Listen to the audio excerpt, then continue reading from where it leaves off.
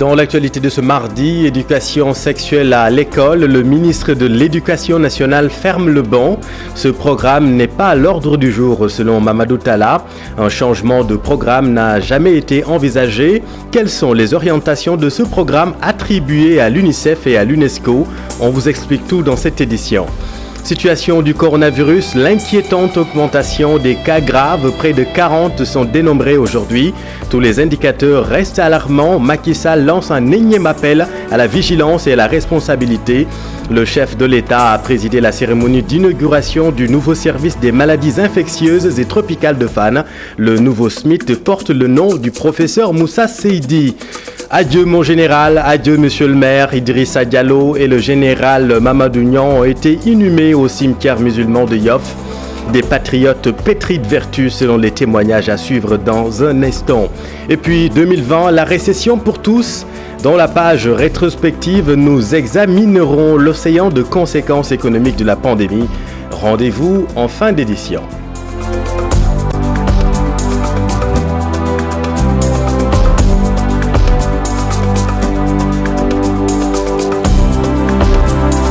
Il n'y a pas eu de module sur un éventuel enseignement de l'éducation sexuelle à l'école. Le ministre de l'Éducation nationale met fin à la polémique naissante.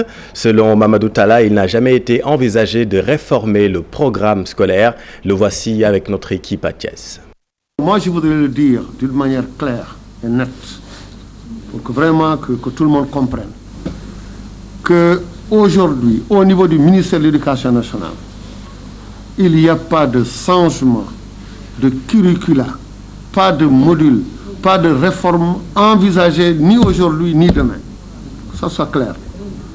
Ce projet qui existait depuis 2018, qui se termine en 2021, un atelier a été tenu où ils sont en train d'évaluer.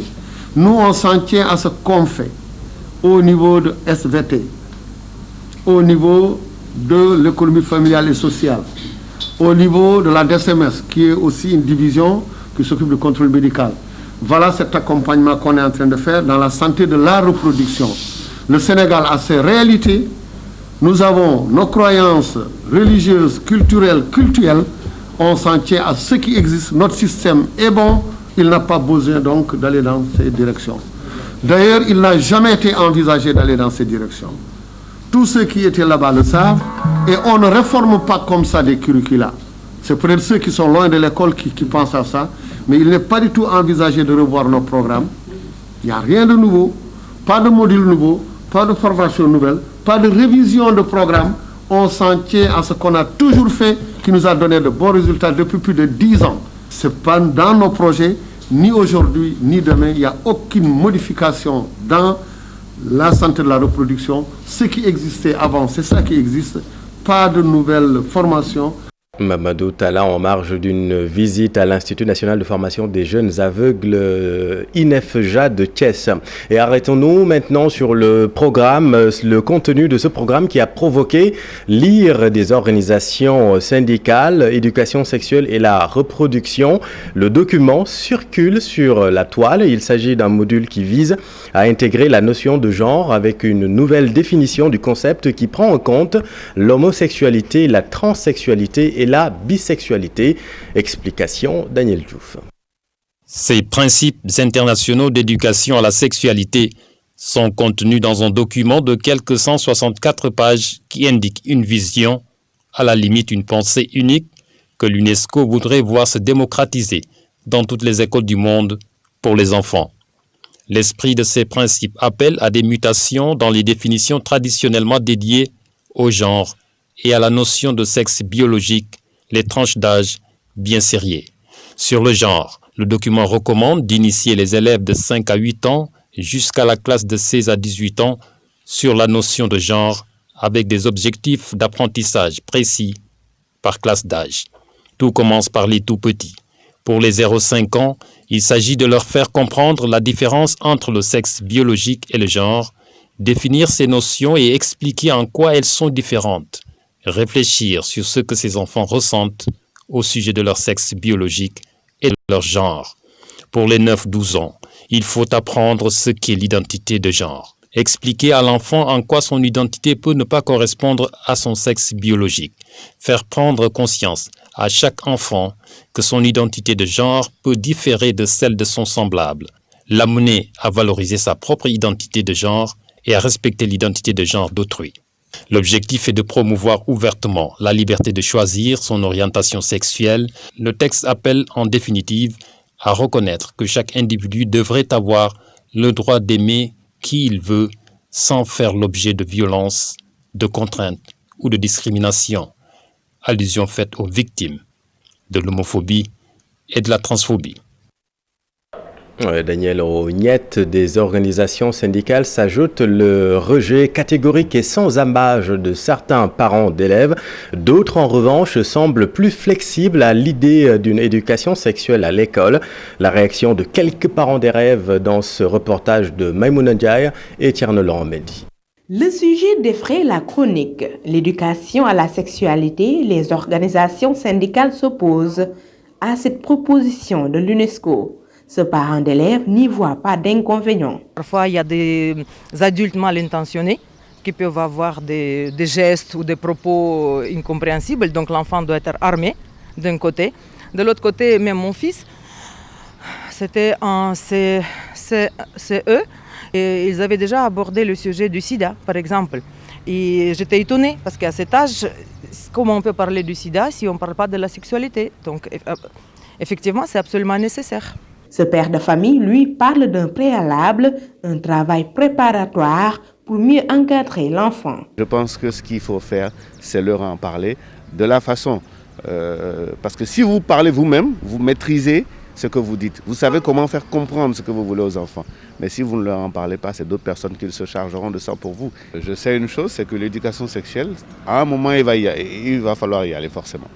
Donc c'est normal pour moi d'y aller. Maintenant, les contours du texte qui poussent à faire introduire certains éléments du genre ou des thèmes par rapport à l'homosexualité, ça c'est autre chose. Peut-être que l'approche n'a pas été bonne, peut-être la façon dont ils l'ont fait n'a pas été très bien faite, mais c'est des thèmes d'actualité aujourd'hui. Et en discuter ne veut pas forcément dire le faire. Monsieur Sonko ne cache pas sa position, il est catégorique. Ça ne fait pas partie de notre tradition. Moi j'ai fait l'école comme tout le monde. Et on n'a jamais appris ça à l'école, quoi. Et ça ne nous a pas empêché d'être ce que nous sommes, quoi, aujourd'hui. Bon, donc, pourquoi nos enfants feront ça? Je pense que c'est pas normal, quoi. Pourquoi on nous impose ce qui vient d'ailleurs? Non. Il faut être faible pour accepter ce genre de trucs, quoi. En tout cas, moi, je suis foncièrement contre. Laissons les programmes tels qu'ils étaient avant. Et c'est tout. Le nouveau module de l'UNESCO portant sur l'éducation à la sexualité fait beaucoup de bruit. Même au sein des syndicats d'enseignants, certains exigent plus de clarté pour limiter les conséquences. Merci Maïmouna, et voilà ce que nous pouvions dire sur cette affaire. Ajouter que le porte-parole du ministère de l'Éducation nationale, Mamadou Moustapha Diagne, sera l'invité d'Aram Touré dans Soir d'Info dans un instant. L'actualité est aussi nécrologique, vous le savez, avec le rappel à Dieu du maire de Dalifort et du général Mamadou Niang. Un ultime hommage a été rendu au général à la levée du corps à la mosquée omarienne. Un grand patriote s'en est allé. Très ému, Famara Ibrahima Sagna regrette, lui, la perte d'un compère. Le sens d'avoir perdu un ami, quelqu'un boo xam ni lu ma dégg ci man mu wax ma ko, lu ma dégg ci moom mu wax ko mu nekk ku déggu nag koo xam ne du tricher, un grand patriote. maa ngi koy jaale Sénégal. Un grand homme nous a quittés, un grand homme d'État, une encyclopédie de savoir, non seulement scientifique, mais culturel et cultuel. Un grand religieux. On a toujours partagé la Korité et la Tabaski ici au niveau de la Ziara. J'ai eu la chance aussi d'aller le voir avec, quand j'étais allé rendre visite à mon ami Bab Mal, malade à Londres, j'ai eu l'occasion de le voir, il était ambassadeur à Londres. C'est en ce moment que j'ai découvert qui était l'homme, qui est méconnu. C'est un homme qui a été utile à la politique de Senghor. Pas à la politique, il était dans la politique. Il a été important dans l'armée, puisqu'il a été sous-chef d'état-major. Il a été commandant de la zone défense Gambie. C'est là que je l'ai connu après l'opération Fodé-Kaba. Depuis lors, nos relations étaient empreintes de respect. C'est un homme qui respecte ses subordonnés. Quand le général parle, il faut ouvrir ses oreilles pour l'entendre. Il avait de l'empathie. Il pouvait vous conseiller. Il parlait doucement. Il parlait mot à mot. Moi, j'adorais sa diction. Voilà l'homme que nous avons perdu. Et le général Mamadou Niang a été enterré au cimetière musulman de Yoff, de même que le maire de Dalifort. Idrissa Diallo, ses proches et sa famille politique l'ont accompagné à sa dernière demeure. Il était un homme pétri de vertu, un fidèle compagnon politique selon les témoignages recueillis par nos équipes. Rendre hommage à Idrissa, c'est le poser un modèle des hommes politiques. Je le disais aux femmes lors de la dernière rencontre. Ce qui fait un peu défaut dans l'engagement et la pratique politique dans notre pays, c'est cette absence de militantisme. On ne fait que de la politique. On n'est plus militant de quelque chose. Idrissa était militant. C'est un homme d'engagement. Nous avons partagé des valeurs et c'est ça qui est important. Vous savez, dans le compagnonnage que nous avons, la personne de Khalifa Sall importe peu. Et je le dis toujours, nous sommes ensemble parce que nous partageons des valeurs, parce que nous partageons des convictions, parce que nous partageons la même ambition de servir ce pays de manière puissante, de manière désintéressée, de manière forte. Et c'était ça, la part de relation avec Idrissa. Idrissa Diallo a été un excellent parlementaire, un excellent maire et un fidèle compagnon en politique. Nous avons servi ensemble dans le bureau politique du Parti socialiste, dans le comité central du Parti socialiste. Nous avons été ensemble parlementaires à l'Assemblée nationale et il a toujours été un homme de dignité. Idrissa aura été dans tous les combats pour les bonnes causes et les causes nobles. Il aura servi sa nation, je dirais sa République. Aujourd'hui, il nous a laissé beaucoup de valeurs. Idrissa aura été un compagnon de valeur, parce que c'était un vaillant homme. Nous avons connu d'abord un homme de principe. Il était de l'opposition, il soutenait le maire Khalifa Sall, il ne le cachait pas et il le défendait. Mais il était un homme de dialogue, un homme ouvert, un homme de principe, un homme responsable. Et je crois qu'aujourd'hui nous avons perdu un grand ami. Nous étions devenus des amis au vrai sens du mot. Nous nous fréquentions, nous nous parlions, nous évoquions d'autres sujets qui ne sont pas nécessairement d'ordre politique. Et nos familles aussi se connaissaient et se respectaient. Et sur le front du coronavirus, 5 personnes ont succombé à la maladie hier. 78 Covid+ sont rapportés aujourd'hui. La situation du jour fait état également de 37 cas graves. Les indicateurs restent donc alarmants, d'où l'appel à la vigilance du président de la République. Macky Sall a présidé ce matin la cérémonie d'inauguration du nouveau service des maladies infectieuses et tropicales de l'hôpital Fann. Le nouveau SMIT qui porte d'ailleurs le nom du professeur Seydi. Le chef de l'État a profité de l'occasion pour lancer un énième appel au respect des mesures barrières. Voici le président de la République. À la vigilance, à la responsabilité et au respect des règles de prévention contre ce fléau mondial. À tous ceux qui continuent d'ignorer les gestes barrières, de négliger le port correct du masque, de ne pas observer la distanciation physique et pire, de nier l'existence même de la Covid-19, je veux dire ceci. Vous vous mettez en danger et vous mettez les autres en danger. Pensez aux morts et à leurs familles endeuillées. Pensez aux malades et à leurs souffrances. Pensez aux guéris qui gardent encore dans leur chair les séquelles de cette terrible maladie. Oui, hélas, le relâchement est bien visible sur le terrain. Dans les lieux de commerce, par exemple, le port du masque n'est plus correctement respecté et les opérations de nettoiement se font de plus en plus rares. Illustration au marché Grand Yoff avec Mamadou Fall et Mohamed Djeng. Dans certains marchés concernant la deuxième vague de Covid-19 qui frappe de plein fouet notre pays, au marché de Grand Yoff, l'heure n'est même pas à la désinfection, encore moins à la fermeture temporaire. Il n'y a pas une opération de désinfection, nous n'avons pas remarqué cela. Cela se faisait lors de la première vague, qui était plus difficile, puisque le marché a été fermé, ils n'ont pas désinfecté.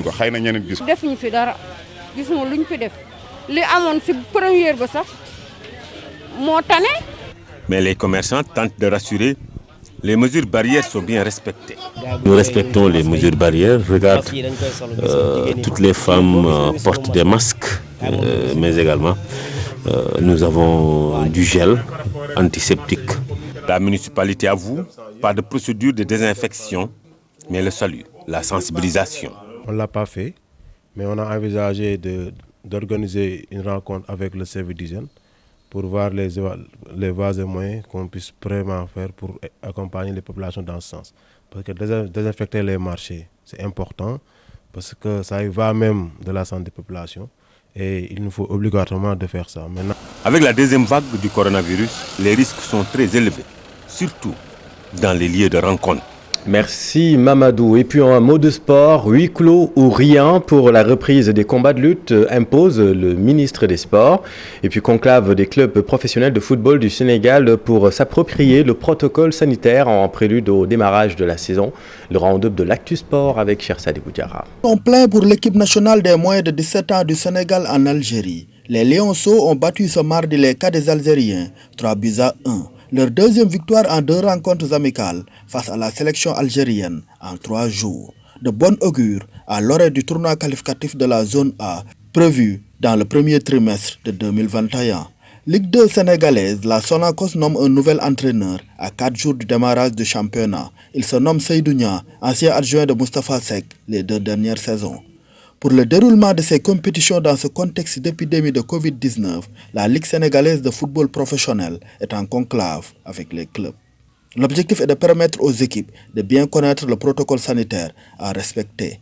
Et en vue du coup d'envoi de la saison le 2 janvier 2021, le président de la Ligue, Sayer Seck, fait face à la presse ce mercredi à 11h au siège de l'instance. Lutte pour terminer, le ministre des Sports pose ses conditions pour la reprise des combats. Pour Matarba, les combats se feront à huis clos seulement. Il annonce aussi que les promoteurs qui acceptent d'organiser à huis clos vont recevoir des subventions. Merci cher. Venons-en à la page rétrospective à la loupe ce soir, l'économie en 2020 et zoom sur le secteur des hydrocarbures qui a connu des soubresauts. La Sénélec et la SAR n'ont pas été épargnés. Babacar Diouf. C'est ce qu'il faut retenir de 2020. Tous les secteurs ont été durement affectés par cette pandémie qui continue de dicter sa loi. C'est au cours de cette année que le contrat décennal signé en février 2019 entre la Société nationale d'électricité et son partenaire Akili a été pour la première fois rendu public. Son contenu a soulevé une vague de controverses au Sénégal. Le 14 avril dernier, l'ancien cadre de la Sénélec, Pape Demba Bitèye, premier directeur général de la Société nationale d'électricité un an plus tôt, a révélé au public l'existence de ce contrat et a demandé sa renégociation. Le paradoxe dans cette affaire, c'est que celui qui demande la renégociation du contrat avait siégé au conseil d'administration qui a librement et unanimement validé sa signature. Sur un autre front, la convergence républicaine démocratique où siège l'ex-premier ministre Abdou Mbaye, le député Mamadou Lamine Diallo et l'ancien ministre de l'énergie Thierno Alassane Sall dénoncent un contrat attribué sans appel d'offres, un marché dont la Sénélec contrôle les 34% des actions, ce qui constitue aux yeux de ses opposants au régime de Macky Sall un délit d'initié. L'année 2020, c'est aussi des difficultés de collecte de graines d'arachide à la Sonacos. L'huilerie, comme ce fut le cas en 2019, s'est heurtée à des augmentations sans cesse du prix du kilogramme sur le marché noir. Du coup, les producteurs lui ont tourné le dos pour vendre leur production au plus offrant. Par conséquent, les usines de la Société nationale se sont retrouvées avec moins de graines que prévu. Aussi, bon nombre de jeunes qui avaient nourri l'espoir de travailler à la Sonacos ont été laissés en rade, comme pour dire que l'huilerie n'a pas recruté le nombre de personnes attendues. Mais sur un autre registre, les paysans se sont bien tirés d'affaire. Toute leur production a été vendue à des prix qui dépassent largement les 250 francs fixés par le Seigneur. 2020, c'est aussi des difficultés au niveau de la société africaine de raffinage. La SAR a fait face à un problème d'approvisionnement en brut. Les usines ont été arrêtées durant un bon moment, ce qui a fait naître une inquiétude sans commune mesure chez les travailleurs de cette boîte. La principale cause de cette crise est sans doute, comme l'indique le collège des délégués et un membre du conseil d'administration, ce qu'ils appellent la mauvaise gouvernance. Cette année finissante, comme on a pu le constater, a fortement secoué les pans de l'économie nationale. Tous les fleurons de l'industrie ont subi les contre-coups de cette pandémie. Vivement une année 2021 avec moins de problèmes économiques pour la relance de l'économie au Sénégal. Autre secteur sinistré, Babacar, c'est l'hôtellerie. Les pertes se comptent en milliards. Idem pour le domaine du transport aérien. Plusieurs entreprises du transport terrestre terminent également l'année avec une économie exsangue. Ibrahim Khan. Dur, insoutenable, 2020 l'aura été pour beaucoup de secteurs de l'économie frappés de plein fouet par la pandémie du coronavirus. Parmi les plus touchés, les transports, le tourisme, le commerce, entre autres. Devant la progression du virus dans le pays, le Sénégal décide de se replier sur lui-même, fermeture partielle de son espace aérien le 18 mars, avant de suspendre l'exploitation de tous les vols en provenance et à destination des aéroports du Sénégal, à l'exception des vols domestiques, des vols cargo, des évacuations sanitaires et des vols spéciaux autorisés. Une batterie de mesures qui va impacter négativement des secteurs comme le transport aérien qui va voir le nombre de passagers au Sénégal chuter de 2,6 millions de personnes selon un rapport de l'Association du transport aérien international. Les pertes en termes de chiffre d'affaires évaluées à plus de 30 milliards contre 24 milliards de francs CFA pour le transport terrestre qui aura subi les contre-coups de l'état d'urgence assorti d'un couvre-feu décrété le 23 mars dernier. Le secteur de l'hôtellerie n'est pas en reste, plus de 90% des établissements hôteliers fermés, un coup dur pour le tourisme affecté également par l'arrêt de toutes les activités. Près de 100 milliards en termes de pertes, 40 milliards pour les hôtels et 56 milliards de francs CFA dans le domaine de la restauration, selon un rapport du ministère du Tourisme et des Transports aériens. L'année 2020 aura été contraignante également pour le secteur du commerce, entravé par les nombreuses restrictions pour casser la chaîne de transmission du virus. La Covid a fait perdre 50 milliards de francs CFA aux 10 secteurs selon des chiffres publiés par le ministère de l'économie, du plan et de la coopération. Et parlons du programme de résilience économique et sociale vu comme un appel d'air. Ce programme, ce mécanisme de riposte financier mis en place par le gouvernement du Sénégal à l'aube de la manifestation du Covid-19 dans notre pays. Son objectif a été de renforcer le système de santé sénégalais et soutenir les ménages, la diaspora, les entreprises et leurs salariés. Un programme d'injection de liquidités assorti de mesures fiscales et douanières qui a été initié pour soutenir le secteur privé, mais aussi pour maintenir les emplois. Daniel Diouf. 2020, une année de rude épreuve au plan social et économique au Sénégal, comme dans le reste du monde. Tous les pans de la société affectés par les contre-coups d'une crise sanitaire mondiale, partout se mettent en place des plans de riposte contre les effets d'une maladie dénommée Covid-19. Le Sénégal initie un programme de résilience économique et sociale. Le coût global, 1000 milliards de nos francs pour lutter contre l'épidémie et soutenir les ménages, les entreprises et la diaspora. Un fonds de riposte contre les effets du Covid-19 se met en place, le comité Force Covid-19 financé par l'État et des donations volontaires pour couvrir les dépenses liées à la mise en œuvre du programme de résilience. Première priorité, le renforcement des capacités du Sénégal à faire face à l'épidémie. Globalement, une enveloppe de 64 milliards 400 millions de francs CFA est consacrée au secteur de la santé. Au plan de la résilience sociale, le gouvernement propose une distribution de denrées alimentaires. Il y consacre une enveloppe de 69 milliards de nos francs pour l'achat de vivres pour 1 million de ménages dits pauvres. Dans la même veine, 12 milliards 500 millions de francs ont été alloués aux consulats et ambassades destinés à la diaspora sénégalaise répartis entre la France, l'Italie, l'Espagne, des pays profondément touchés par la pandémie du Covid-19 et qui ont mis en place des mesures de confinement total. Le programme de résilience englobe aussi les couches vulnérables, 2 enveloppes de 15 milliards 500 millions de francs CFA et 3 milliards de francs CFA sont respectivement attribuées à 975 522 ménages et 670 000 ménages pour le paiement de factures d'eau et d'électricité pour une durée de 2 mois à compter du mois de mai. Au plan économique, l'État remet partiellement la dette fiscale constatée au 31 décembre 2019 due par les entreprises et les particuliers pour un montant global de 200 milliards de francs. Il remet et suspend également les impôts des entreprises qui maintiennent leurs travailleurs en activité ou s'engagent à payer plus de 70% du salaire des employés mis en chômage technique. En partenariat avec le secteur bancaire, l'État met à la disposition des entreprises affectées par la crise du Covid-19 un mécanisme de financement pour accéder aux ressources nécessaires à leurs besoins urgents. Les banques appelées à la rescousse, elles injectent une enveloppe de l'ordre de 200 milliards de francs CFA sous forme de crédits de trésorerie ou d'investissement. Les secteurs de l'économie les plus durement touchés par la crise reçoivent une enveloppe de 100 milliards de francs CFA. Pour approvisionner le pays en hydrocarbures, en produits médicaux et pharmaceutiques, en denrées de première nécessité, l'État adopte une batterie de mesures, entre autres la surveillance du marché, la constitution de stocks de sécurité, le maintien des prix des principales denrées de première nécessité. Pour mobiliser les financements du Fonds Force Covid-19, des partenaires au développement, le secteur privé et l'État sont sollicités.